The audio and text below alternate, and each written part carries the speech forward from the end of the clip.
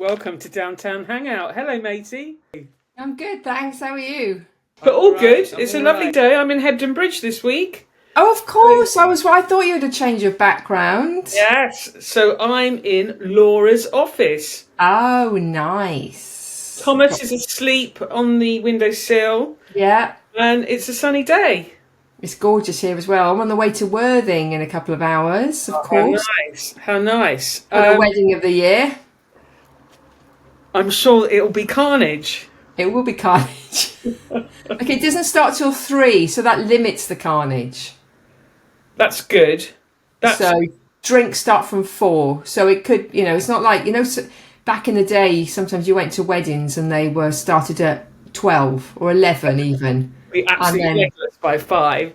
I'm sure you'll get legless though, matey. I'm sure you will. I will. Well, I've got to read that poem, don't I? So I need to stay quite sober for that. Lovely keeping a tradition alive of reading poetry at a lesbian's wedding. You'll be impressed with me, matey. I bought a pair of Adidas trainers for the wedding. What colour? They are white with green stripes, and they're the highest ones. So I'm wearing that with my green trouser suit, my green all-in-one suit. Are they in your room where you are right now? No, they packed them, unfortunately. But I will send you a picture when I've got them. Please do. So I'm going against tradition of posh shoes at wedding. I'm just gone full on for the trainer look. Nice one. Because you need to be comfortable, because there'll be a bit of dancing, walking around. And I thought, I'm not going to bother sort of taking some posh shoes and then changing. So I just thought I'd go straight for the trainer. When I had a civil partnership, I wore Adidas trainers. They were limited edition. I can't remember the name. And you look very cool. But you can't beat some good old trainers. So are they high tops? No, they're not high tops. They're just, some of the Adidas trainers now, they've got a bit of a thicker wedge on the... Okay. See them. Amazing. And then, so white, and then just, the green stripes on the sides. So that's cool. So they look kind of they remind me a little bit of my Dunlop Flash. Back in the day. That kind of colour. Is it Dunlop Flash? Back in the day. Dunlop. I used to love Diodora. They were my favourite. Pat Cash. That's what Boris used to wear, Diodora. Yeah, and I had Pat Cash tennis shoes. I absolutely loved them. But I got some photos of you when when Laura got out some photos of you back in the day, 2002. Super cool. What a time being in London. That was the best time. Summer rites. My hair was so short, wasn't it? It was just kind of up here. It was super cool. But so basically, we remember going to summer rites and Purple in the Park, and always got so drunk that everything blurred, and you couldn't tell actually which festival you were at. But they were sort of a mini gay prides, weren't they? Yeah, but reading on a blog the other day, it said 1999 was the last summer rites, and I just can't believe that's true. But summer rites and Purple in the Park were so similar that they Maybe that's true. I just remember one Purple in the Park, it was absolutely pissing it down. But okay, I remember being at Finsbury Park. I think Pride. that was Pride. Pissing down Purple in the Park was 1998. Wow. Gosh, okay, the years. Bye. And I think the pictures that you saw were oh god, they were about I don't know. Do you think you think they were maybe 2000? Yeah, it was 2002, I believe. That was 2002, was it? Yeah, that's what Laura said. Oh, okay. Yeah, because Laura and Michelle were going out together, I believe. They'd started to go out together. Right, so it was summer 2002. Yeah. Yay. So a long time ago. Yeah. My God. But it was great. I love those. They were in Brockwell. Was it Brockwell Park? Park, yeah. And then it just stopped. But they were fun. They were little festivals. They weren't these huge things that they have now. They were just. I just think it was such a good vibe. It was always such a bloody good vibe. Yeah, honestly. it was. And it's great fun. great music, dance tents. Oh yeah. But it was just, I just feel there's so much sort of division at the moment. And I remember going to Manchester Pride a few years ago, and I absolutely hated it. I think she absolutely hated it. Absolutely hated it, and I thought I'd never go again. It was just boring, and I think unless you're 18, you're just a bit out of place, you know. Yeah, I think it's probably the same with London. Well, I'm not here for London Pride this year. There's Forest Gate Pride next weekend. Oh, are you going? And talking of that, Forest Gate Pride, there's in the Camden Fringe Festival, which is going to be in August, the weekend after I come up to see you, matey. Yes. The Camden Fringe, I can go. I think I can go. I think it's a Sunday. I can go. I can't go on the Saturday. They've got a thing called the Lesbians of Forest Gate. It's actually a play that has been written. Brilliant. Classic. So, of course, we're all going to that. Yes. I'll let you know how that is. But somebody put on the group chat, has anybody actually interviewed any of the lesbians in Forest Gate? So we're not quite sure. Some of the writers came along to the book group that Fee's a member of, which there's quite a lot of lesbians in. But I don't know whether they're going to just say that lesbians in Forest Gate go to book groups. I don't know. But I'll let you know how it is. I'm intrigued. It's about not just the current time, but there seems to be a bit of a past of gay. That will be interesting. So that should be fun. But yeah, Forest Gate Pride's a bit of a laugh. So that should be... Yeah. Well, I'm heading... I won't be going to anything. In Hartlepool. Up in Hartlepool. And I found out this morning, I met a friend for a cup of coffee earlier, and he's very big into his history. And he said, so where are you going? And I said, Hartlepool. And he said, oh, the monkey hangers. And I said, what do you mean? He said, you haven't heard of that? And I said, no. He said, centuries ago, when I think a ship came in from France, and they were British people took over the ship, and there was the only thing that was alive on the ship was a monkey.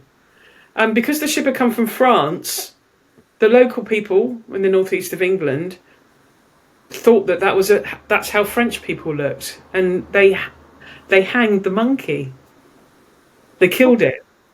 Oh my God! Everybody on the boat had died on the way over, and there was just a monkey left, and they thought the monkey was a French person. That's what I was told this morning. I haven't read it myself, but I'm going to look into that. What? It's a place called. It's in an area called the. No, it's just what locals are called. You know, monkey hangers. That's what people call the people. Because they hanged the monkey. Yeah, thinking he was a Frenchman. And then how bizarre! A long time ago, apparently. But I will check that piece of history out. So yeah, so it's going to be there for a while, so you'll know all about the history of Hartlepool when you historical sort of maritime area and the marina. And you got the 2-bed. I hope so. I haven't had any details yet, but yeah, hopefully. Fantastic. Great time up there. Yes. Well, I'm just going to work hard, and hopefully it will go quickly and successfully. But I'm just looking at our little list now that we had to go through chatting. Well, you can find a bit of time to watch the tennis, I hope. Oh, yes. I've been watching Queens a lot this year. Loved it. Loved Queens. Did you see the women's one? Yes. Did you see I didn't see the final, but I saw the highlights of the final. That lady called, I wrote it down, Tatiana Maria. She was brilliant. I saw her. What a great player. Never heard of her before. She's mother of 2.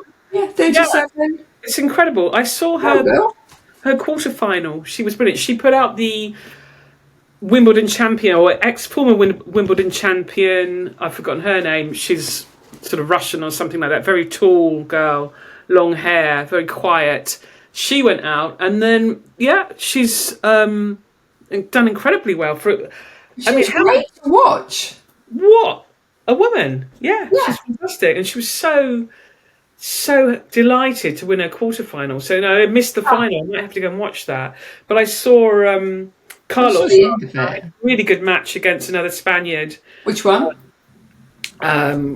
Alcaraz played last night. And he nearly got knocked out. It was a close match, wasn't it? Really good match. But I'd never heard of the other Spaniard that was playing. Muner?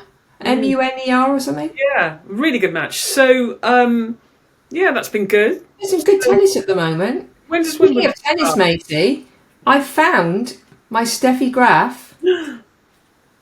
You haven't? No, my God, your friendship bracelet. She sent me two. She sent me two on two different occasions, but I can't find the other one, which is really awful. You've got to put that on our Instagram. She sent me that when she sent me. I've just been finding because it's tennis season, I've been finding my autographs. So she actually sent me two different occasions. So she said that came with that. Amazing.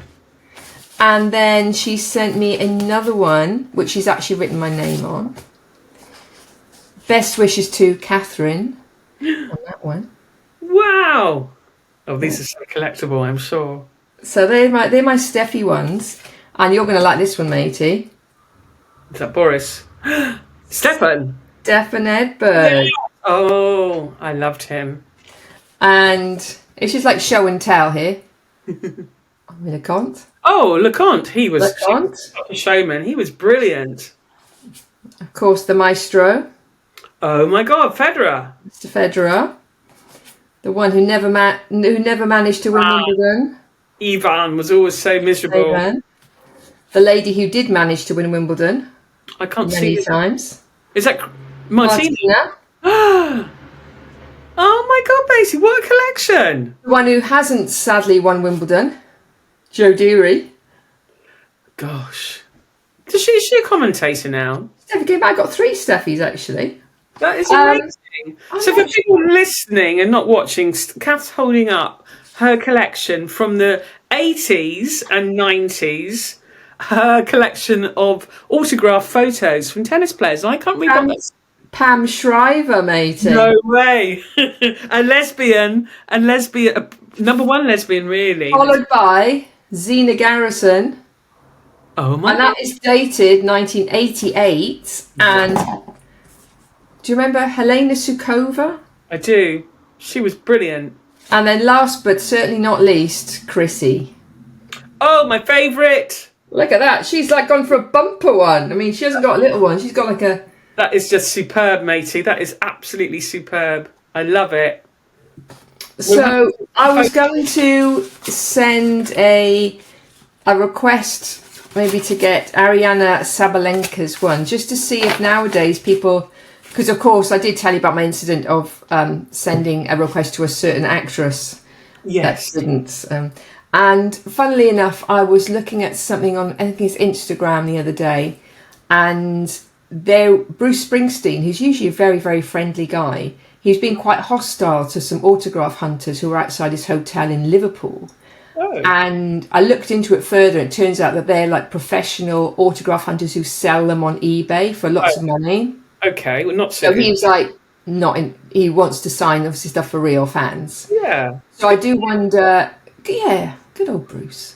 So I do wonder nowadays that people are suspicious of your... do it. That's a really good point, actually. While you're doing it. So the said person, who we know, may have thought that I was going to put it on eBay and make money rather than being a genuine autograph hunter. So let's see if... I may send a few out to Wimbledon this year and see if I get any back. I think I'm going to do that. I think you should try it, matey. So Sabalenka, because with all these ones, I just send them to the tennis player, care of the All England Club, stamped address envelopes. They've got no excuse. Oh my God, matey, this is brilliant. Jack Draper's playing today at Queen's, so that's a match. Jack, I like him. Yeah, so, but I think you should, and you should keep us informed, matey, on how your autograph hunting goes. So basically, Alcaraz. I'm going to write to Alcaraz. You should. I think he'll respond. He's so nice. You've always collected things. So in the 80s, tennis autographs, and then you've migrated now to your mudlarking. It's sort of just collecting in a different scale, isn't it? I am. It's only pretty much today. My nails are pretty short, but I had a week of my nails just having rust underneath them because I've been cleaning my mudlarking stuff and I could not shift it. I've been cleaning and cleaning and cleaning, so they're just about getting clean now. So I've decided not to concentrate on finding rusty stuff that is on the foreshore. I have found something which I'll show you next time because it's currently sitting in vinegar, which is a very strange looking object, which looks like it's half fish. It's made of stone, like half fish, half looks like a fish with a crown, like a sort of a person with a crown. But that bit is to be unveiled properly. But this bit is definitely not been created by just a stone that's just been created by, weather. Have you done some research on fishes with crowns in like symbolic? I haven't actually. Maybe I should. Yeah. I think that could be special. It definitely is something that's... I chipped off a lot of the rust around but it's definitely, the fish joke. It goes like body like that, and then the fish at the end, bop, bop, bop, bop, bop, bop. And it's a very slim body, but then the top bit, I really can't decipher what's under there. So I'm leaving it in because every morning I was just obsessing over it and going, what is it? I thought I was just going to leave it. I'm going to revisit it. It's sitting in their pot. Revisit it next week and see anything. It could be Victorian. I remember when I was in Liverpool, I may have said before, going to years ago, I went to Liverpool and just saw this most amazing, not sculpture. Yeah, I guess it's a sculpture in the town centre. It was Queen Victoria with like these mermen. So it's really like fish themed with Victoria and this that could make sense. Yeah. So, interesting.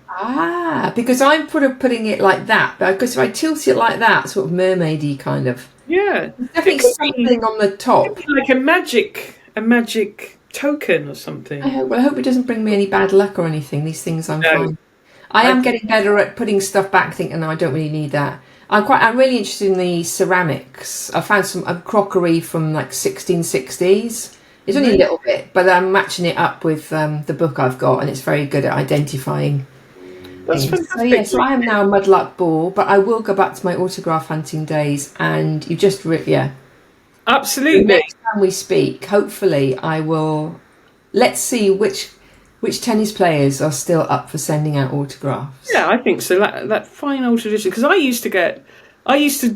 wouldn't get autographs, but I would get little photographs sent from record labels. I would write to RCA Records or Arista, whatever, and I would get black and white photos sent to me. So I had the Police and Supertramp, and I would just pin them in my room. I just loved getting photos. It's so exciting because always if there was a thing came through the door, so I just knew that it was somebody was responding to my autograph collection, and I would just run and like, so cool. Who is it? All of those. I wish I kept them all, but I didn't, sadly.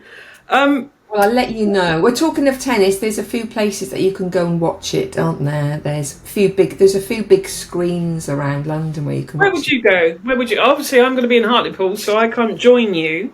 Well, the other day I was down on the South Bank, directly opposite the Tower of London, and they seem to have I think it's quite temporary, but they seem to have constructed a bar. I think Peroni may be behind it. Okay. It's a double level bar, and it's in a great spot. I mean, in the evening you'd have sorry, just get rid of this on my screen. In the evening you'd have Tower of London there, Tower Bridge, and behind it is a big. It used to be behind the old City Hall, which has got kind of like a domey shape to it. So it's directly opposite the Tower of London. The mayor and that lot have moved out of there now, but there's a kind of a dip underneath it, and they've got a big screen there. So I believe they're going to be showing it there. Okay. I'm showing it in Covent Garden.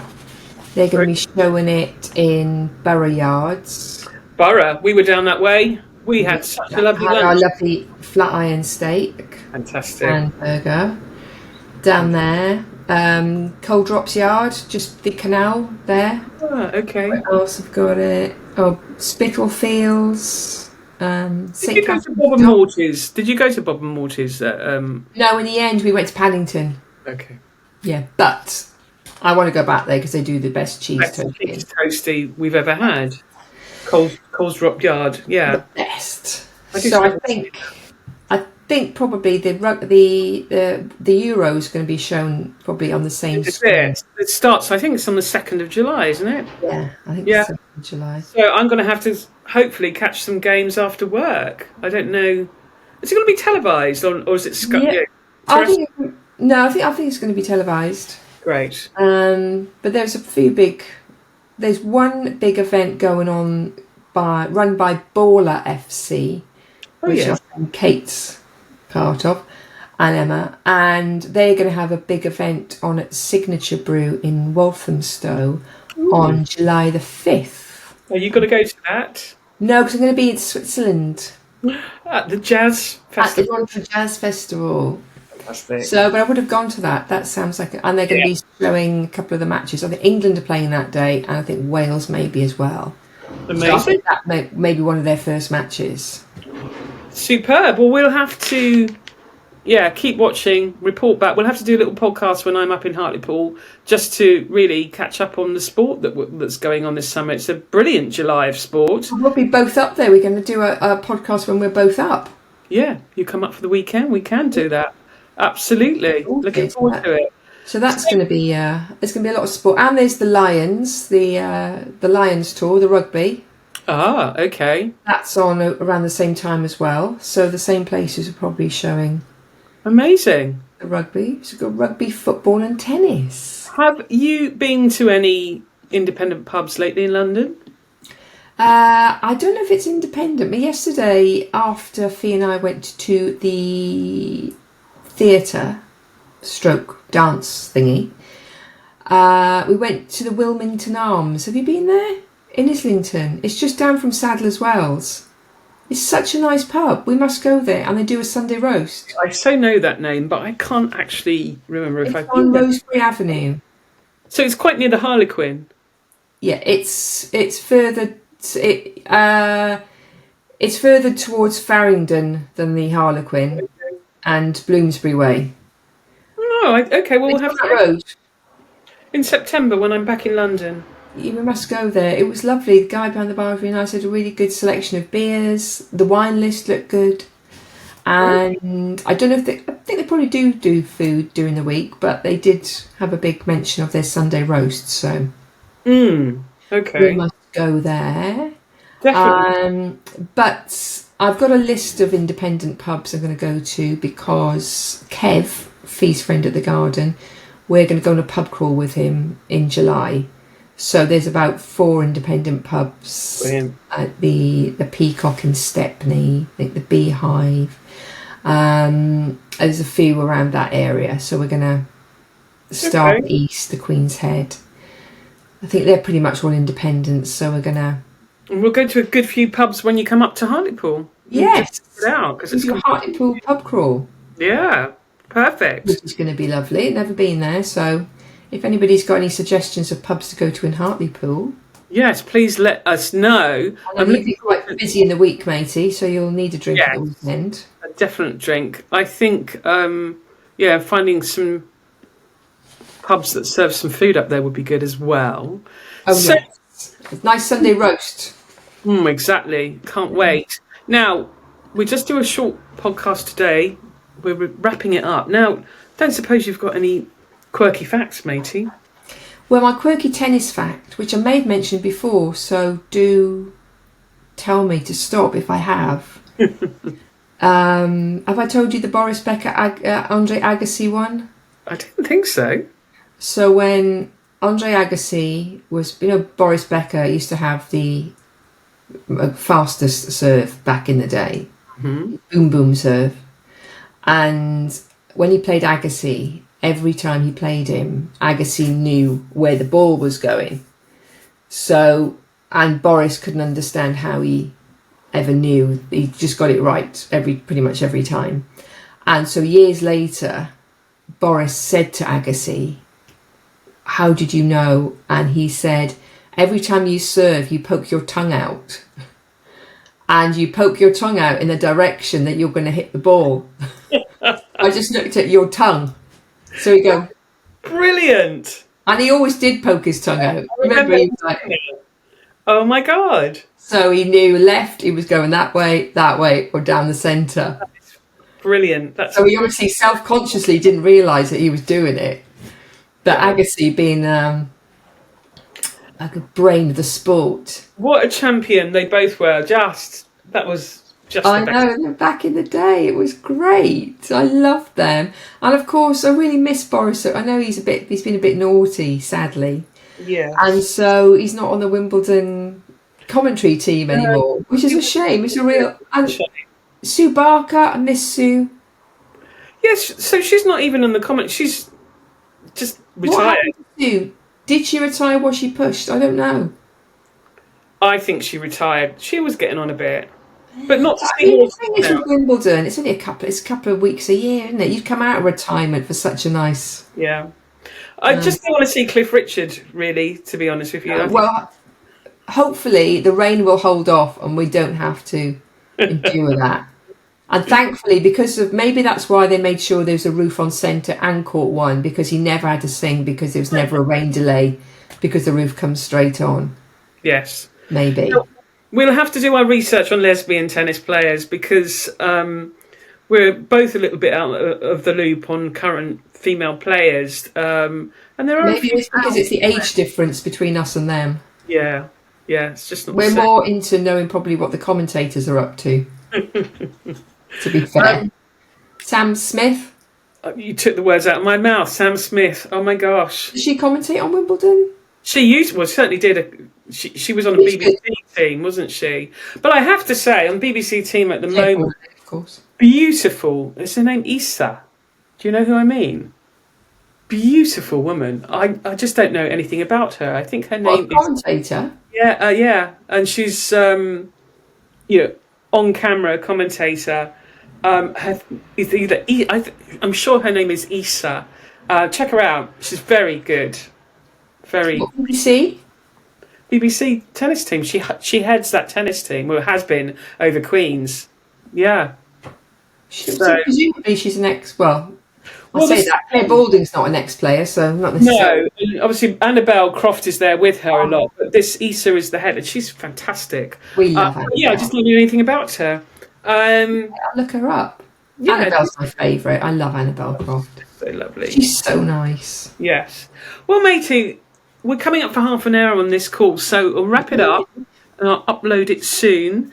Thanks for listening. Thanks for watching. Some people will be back in about a month's time with an update as to whether or not anybody has got back to me with an autograph. My money is on Carlos. You'll get something from here. I think Carlos. I'll send maybe about, I'll send at least 4 out to different people that we've maybe heard of. Because I haven't heard of lots of people. You know, they're not very, famous to me because I'm older. But I'll send about 4 out and see if I get any back. Are you going to put a bet on your woman to win? I think I will, actually. I think she can do it this year. I think so too. I really hope so. Yeah. I really do. She's a great player. I know she gets a bit grumpy when she loses, but, so does everybody else. She's number 2. She's the world's number 2 at the moment, or not 1? She's the world's number 1. Okay. Unless it's altered recently because she lost the French Open. French Open? Yeah. It's like Raducanu's become the British number 1 again, hasn't she? Because Lucy Bolter lost. Raducanu had a good run, so she's now British number 1. Oh. So, and they're both fit. They usually have a few wild cards at Wimbledon anyway, so you do tend to get a few more British players. Yeah. Well, let's hope Maria does well, the German player. Yeah, I hope she's playing. Yeah, I hope she is. I'm sure she must. So, but listen, lovely to see you. Lovely to see you too. Good luck with your call at 11:30. Thanks, matey. I'll do a bit of revision now, and I'll speak to you soon. I'll let you know when it's uploaded. Lots of love. Bye. Bye. Bye.